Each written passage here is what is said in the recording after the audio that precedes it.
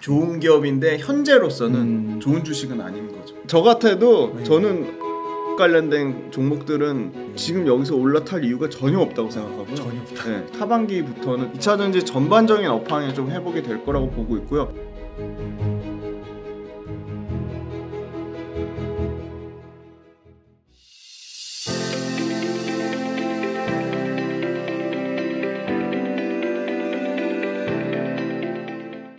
안녕하세요. 김지훈의 훈훈한 주식 유튜브 채널을 운영하고 있는 김지훈입니다.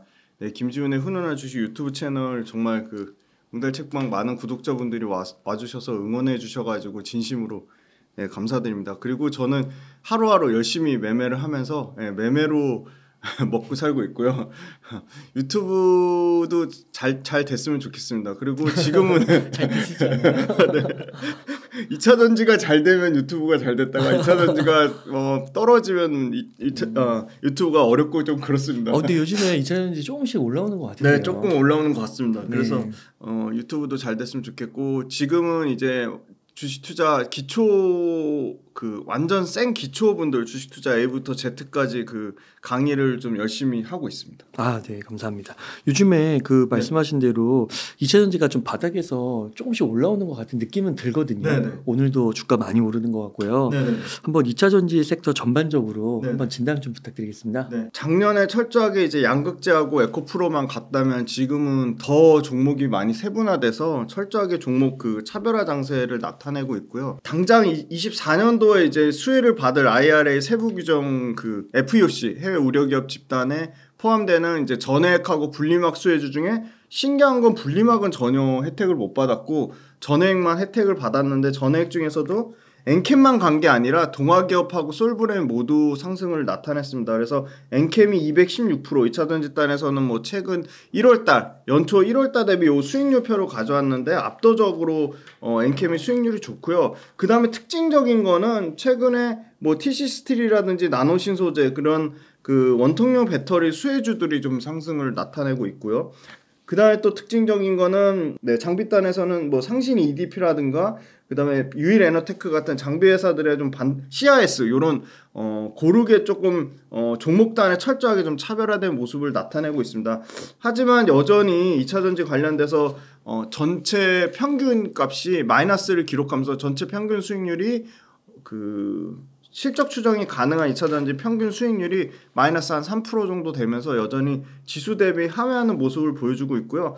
고점 대비로도 50% 넘게 빠졌습니다. 대략 52% 빠졌으니까 여전히 부진한 상황인데 그러면 2차전지가 양극재가 못 간다고 그럼 다른 밸류체인에 있는 회사들 다 부진하냐? 그런 건 아니고 아까 말씀드렸듯이 원통용 뭐 수혜주라든지 아니면 앞으로 차세대 그 기술 관련돼서 올해 아마 가장 화두가 될 것은 고속 충전입니다. 그래서 고속 충전 관련주는 좀 그 혜택을 받을 것 같고 그리고 2차전지 내에서도 내년 실적 그 기대감보다는 올해 당장 좀 실적이 잘 나올 회사들로 조금 추리시는 게 압축해서 보시는 게 좋을 것 같고요.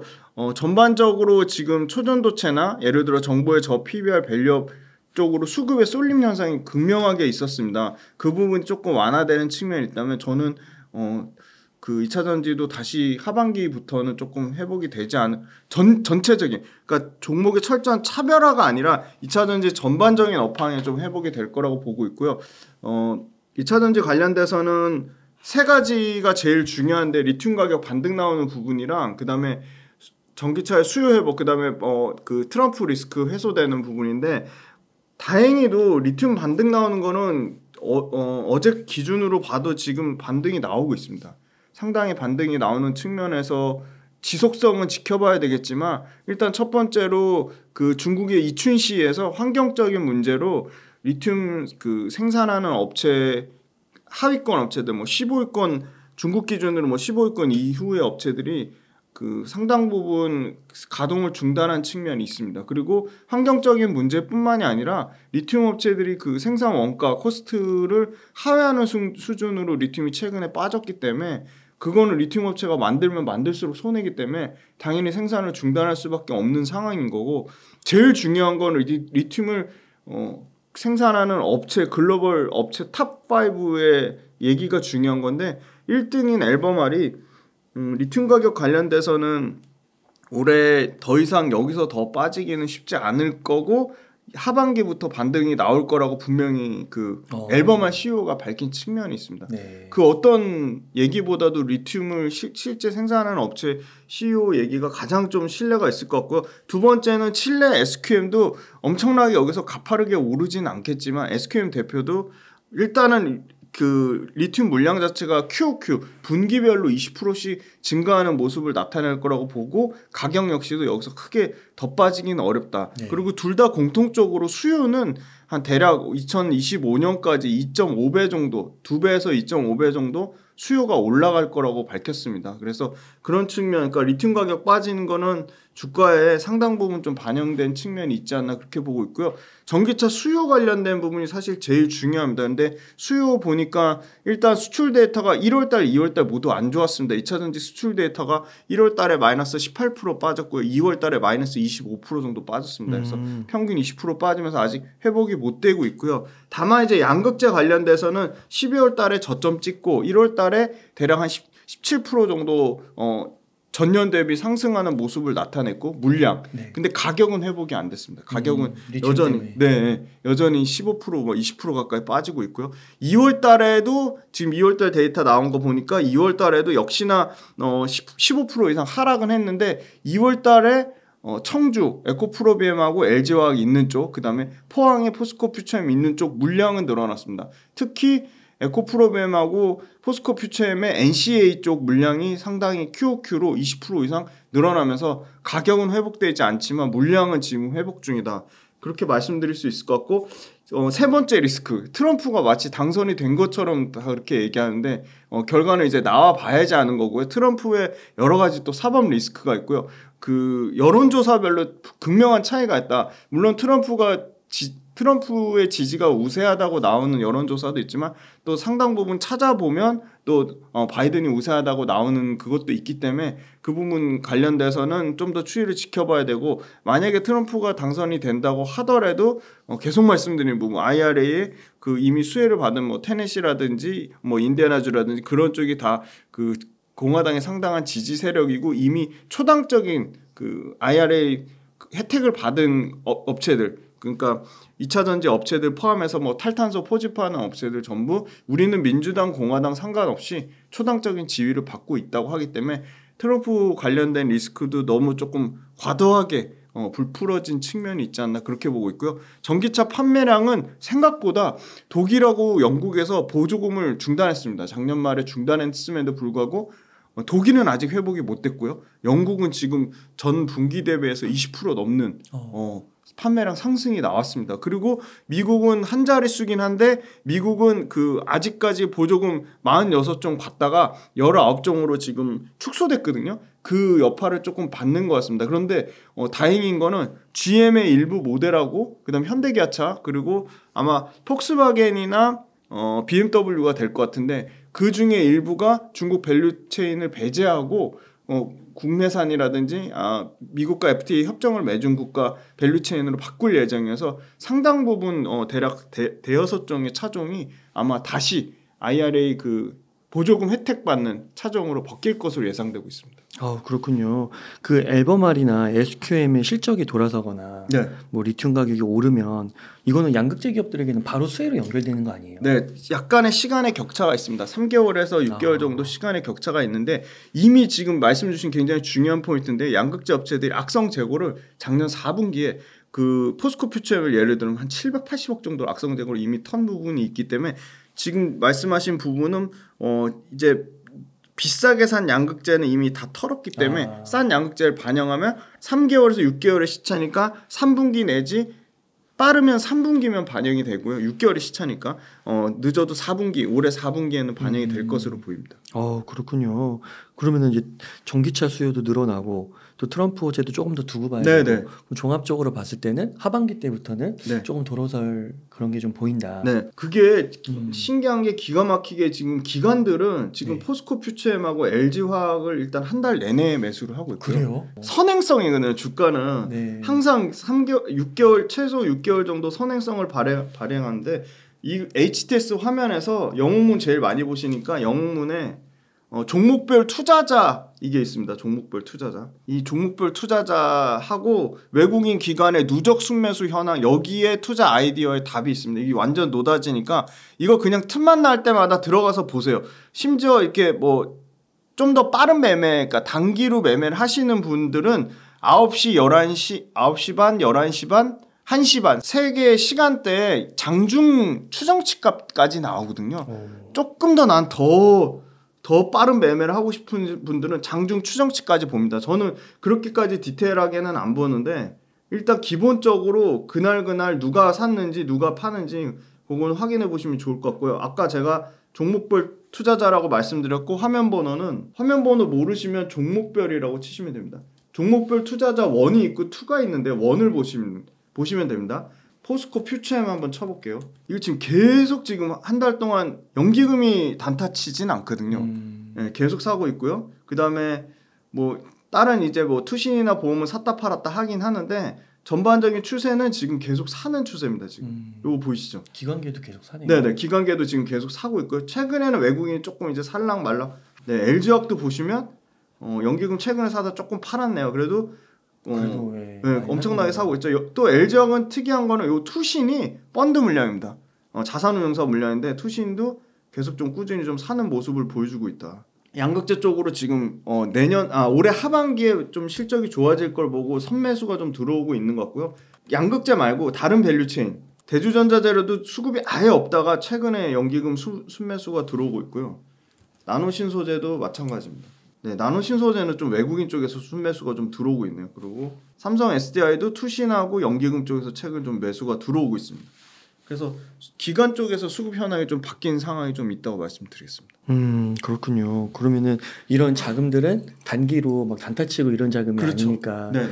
한 6개월, 뭐 3개월 이렇게 먼저 들어와서 이제 후반부 뭐 올해 이제 하반기 때는 좀 돌아설 걸 예상하고 들어왔다. 이렇게 보는 게 가능성이 조금 더 높다. 네, 그게 가능성이 높은 게 왜냐하면 AI 관련된 반도체 관련된 주식들 기간이 일찍 산 사람들은 충분히 지금 차익 실현 물량이 나올 만 하거든요. 사실은 외국인이 계속 스토리를 끌고 간다고 하더라도 기관 투자자 같은 경우는 사실은 그때 좀 트렌드에 맞게 좀 발빠르게 매매할 뭐 정보력이라든지 이런 게 훨씬 외국인 투자자보다 앞서기 때문에 저는 상당 부분 반도체로 수익을 많이 냈으니까 다음 타겟을 노리지 않을까. 그게 좀 합리적으로 추론이 됩니다. 또 그건 어떠세요? 그 같은 2차전지 내에서 네. 아까 말씀해 주셨던 게 전해액 같은 경우는 정말 많이 올랐잖아요. 맞습니다. 그런 것을 조금 비중을 다 네. 팔지는 않더라도 네. 조금 줄이고 네. 이쪽으로 가는 거죠. 거의 뭐 트레이더 수준으로 말씀을 하시는데요. 워낙 이제 주식 관련된 거 진행 많이 하시니까 웬만한 전문가보다 훨씬 나으세요. 정확합니다. 저 같아도 저는 뭐 전액 관련된 종목들은 지금 여기서 올라탈 이유가 전혀 없다고 생각하고요. 전혀 없다. 네, 전혀 1도 없다고 생각하고요. 물론 더 갈 수 있죠. 그거는 내 몫이 아니다라고 생각하는 게 마음이 편할 것 같고요. 전액 업체들 잘 생각해 보시면 물론 전액 업체가 엄청나게 캐파를 늘려요. 엔캠만 늘리는 게 아니고 엔캠은 뭐 이제 상당히 높은 중국의 틴치랑 캡캠을 제치고 틴치랑 캡캠에 소위 말하는 미국에서 차지 못하는 포지션을 상당 부분 엔캠이 가져갈 확률이 있어요. 근데 캐파 늘려서 엔캠이 와 매출이 폭증할 거야, 이익이 폭증할 거야만 생각하시잖아요. 중요한 거는 뭐 엔캠을 나쁘게 얘기하는 게 아니에요. 제발 그렇게 오해하지 마시고 그냥 주의해야 될 리스크를 말씀드리면 자 보세요. 엔캠이 그러면 연간 영업활동 현금 흐름으로 제가 그때 우리 꼭 세 가지만 보자고 말씀드렸잖아요. 재무활동 현금 흐름, 투자활동 현금 흐름, 영업활동 현금 흐름. 그러면 그 많은 대략적으로 양극재도 10,000톤 캐파 늘리는데 5천억에서 7천억 들어가거든요. 그러면 전액이 5천억, 7천억까지는 아니더라도 최소 2, 3천억일 거거든요. 그럼 2, 3천억 늘리는데 지금 말도 안 되게 지금 어마어마하게 엔캠이 지금 15만 톤에서 80만 톤까지 늘리겠다고 했어요. 6배 늘리겠다고 했거든요. 그러면 10,000톤당 예를 들어 2천억만 잡아도 15만 톤에서 80만 톤 가려면 50만 톤이 늘어나야 되잖아요. 그러면 10조예요. 10조. 2천억 잡아도. 네. 50만 톤이 늘어나니까 10조잖아요. 그럼 10조를 당장 뭐 1년에 다 세우는 건 아니겠지만 연간 세우면 그 많은 자본을 어디서 조달할 거며 엔캠이 그러면 작년에 실적 보면은 엔캠이 당기순이익 적자 났거든요. 물론 일회성 비용 떨군다고는 하지만 그러면 최소한 그 투자가 중요한 게 아니고 그 투자를 감당할 만한 재무적인 여력이 있냐 그거를 체크해 봐야 되는데 그러면 상당 부분 그 부분은 외부에서 비싸게 이자를 주고 차입을 한다든지 네. 아니면 주주들한테 손 벌릴 가능성이 높은 거죠. 아 그렇군요. 네. 아 실제로 그 전환사채 물량이 네. 5월인가? 네. 뭐 좀 나온다고 맞습니다. 하던데요. 지금 아직 그게 정확하게 지금 해결이 안 된 상황이고요. 5월달에 물량이 상당 부분 저도 쏟아져 나올 가능성이 있다고 봅니다. 그렇군요. 왜냐면 지금 전환사채 가지고 있는 분들 주식으로 수익 내면 어마어마하게 어마어마하죠. 지금 6배, 뭐 7배, 8배 차이. 팔고 싶어 할 것 같은데요. 지금부터. 네. 그러니까요. 그게 아마 한 방에 다 쏟아지진 않더라도 상당 부분 쏟아질 확률이 높습니다. 네. 그래서 만약에 그게 단기간에 그게 만약에 막 뭐 30% 이상 급락이 나온다? 그러면 역발상의 관점으로 기회가 될 수 있는데 지금 엔캠을 따라 들어간다? 굉장히 저는 엔캠은 지금 보시면 상반된 흐름이에요. 물론 외국인이 사고 있다고는 하지만 기관이 지금 계속 팔고 있거든요. 지금. 그래요. 네. 그렇구나. 네. 그러니까 그 보통 주식 투자를 할 때 처음에 투자할 때 얘가 지금 들어가면 네. 뭐 그래도 몇 배 먹는다 네. 이런 게 좀 계산이 서야 되는데 네. 지금 들어가서 2배 먹는 것도 사실 굉장히 부담스러운 숫자잖아요. 가격이. 엄청 부담스러운 숫자죠. 왜냐면 지금 엔캠 5조인데 지금 5조대 있는 게 지금 LNF하고 SK 아이테크놀이 코스모 신소재거든요. 와. 그러면 코스모 신소재랑 이거 굉장히 중요합니다. 너무 예리한 질문을 해주셔가지고 보세요. 코스모 같은 5조대로 한번 비교해 보시자고요. 코스모 신소재 5조대, LNF 5조대, SK 아이테크놀로지 5조대예요. 근데 보면 코스모 신소재 올해 기준으로 자 이익을 볼게요. 주식은 이익의 함수입니다. 올해 코스모 신소재 대략 790억 정도 이익 날 것으로 예상돼요. 그 다음에 SK 아이테크놀로지 대략 650억에서 700억 정도 이익 날 것으로 예상돼요. LNF 300억 적자 예상돼요. 그 다음에 엔캠 작년에 37억 이익 났거든요. 영업이 10배 나도 400억이거든요. 그러면 엔캠이 과열이 맞는 거죠. 같은 5조 때만 비교해봐요. 그리고 그 엔캠의 전액이 네. 양극재 기업보다 그렇죠. 시가총액이 커진다는 맞습니다. 거고. 전액을 그 양극재보다 프리미엄을 더 줄 수가 없죠. 왜냐면 들어가는 양의 사이즈가 아무리 전액을 미국이나 유럽에서 엔캠이 독점한다고 하더라도 전액 자체가 전체 배터리 원가에서 차지하는 비중은 11%거든요. 근데 양극재는 배터리 심장이라고 하잖아요. 40%니까 4배 차이 나는 거죠. 게임이 될 수가 없는 거죠. 그렇군요. 그러니까 엔캠 자체는 뭐 좋은 기업일 수 네, 있으면 맞습니다. 주가 수준이 확실히 조금 부담스러운 영역에 있는 것 같긴 하다. 좋은 기업인데 현재로서는 좋은 주식은 아닌 거죠.